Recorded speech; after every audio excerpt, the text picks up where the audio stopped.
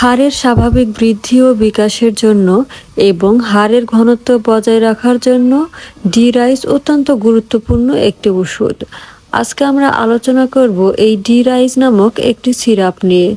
এটি কেন খেতে হয়, এর খাওয়ার নিয়ম, এর পার্শ্ব প্রতিক্রিয়া এবং এর মূল্য ইত্যাদি নিয়ে বিস্তারিত আলোচনা করব। এই ডি-রাইস ক্যাপসুল, ট্যাবলেট, চুষে খাওয়ার ট্যাবলেট এবং ওরাল সলিউশন রূপে পাওয়া যায়। ডি-রাইস হলো কোলিক্যালসিফেরলের একটি সাপ্লিমেন্ট যা ভিটামিন ডি3 এর একটি রাসায়নিক রূপ। হাড়ের স্বাভাবিক বৃদ্ধি ও বিকাশের জন্য এবং হাড়ের ঘনত্ব বজায় রাখার জন্য এটি অপরিহার্য। কোলিক্যালসিফেরল আমাদের শরীরকে ক্যালসিয়াম এবং ফসফরাস উভয়ই ব্যবহার করতে সাহায্য করে।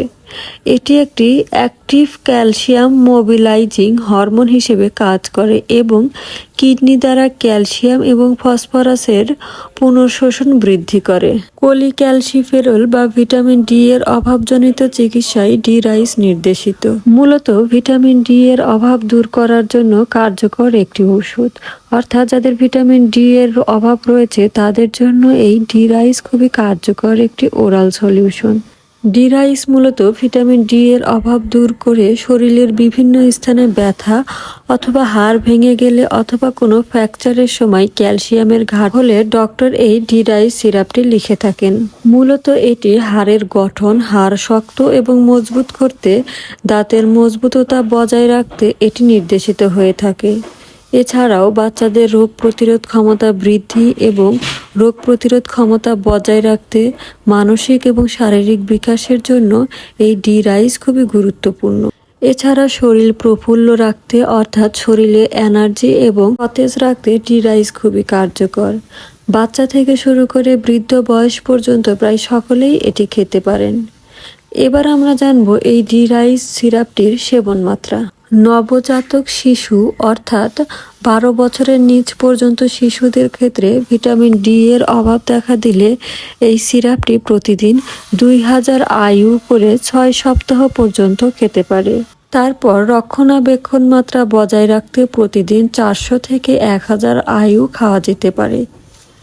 12 থেকে 18 বছর বয়সী শিশুদের ক্ষেত্রে ভিটামিন ডি এর অভাবজনিত চিকিৎসায় 20,000 IU প্রতি 2 সপ্তাহে একবার করে 6 সপ্তাহের জন্য।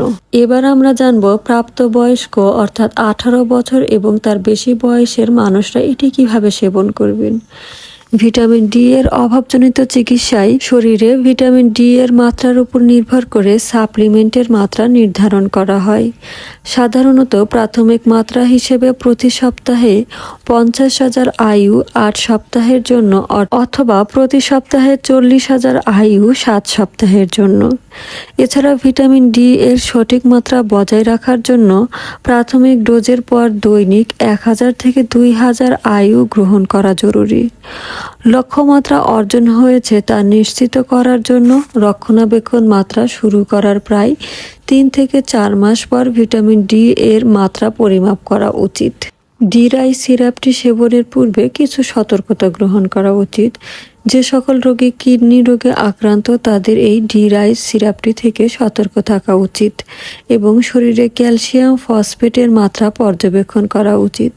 হৃদরোগের চিকিৎসা গ্রহণকারী ব্যক্তিও এই ওষুধটি থেকে দূরে থাকা উচিত। ডি-রাইস সিরাপটির পার্শ্ব প্রতিক্রিয়া হিসেবে দেখা যায় কোষ্ঠকাঠিন্য, পেট ফাঁপা, বমি বমি ভাব, পেট ব্যথা, ডায়রিয়া ইত্যাদি। এবার আমরা জানবো এই ডি-রাইস সিরাপটির মূল্য। বর্তমানে এর বাজার মূল্য রয়েছে 150 টাকা। যে কোনো ওষুধ কেনার পূর্বে অবশ্যই ওষুধের গায়ে নির্ধারিত মেয়াদটি দেখে কিনবেন। সকল ওষুধ শিশুদের নাগালের বাহিরে রাখুন এবং যে কোনো ওষুধ গ্রহণের পূর্বে অবশ্যই একজন ডাক্তারের পরামর্শ নিয়ে গ্রহণ করা উচিত। সকলে ভালো থাকবেন, সুস্থ থাকবেন। আজকের মতো এই পর্যন্তই। আল্লাহ হাফেজ।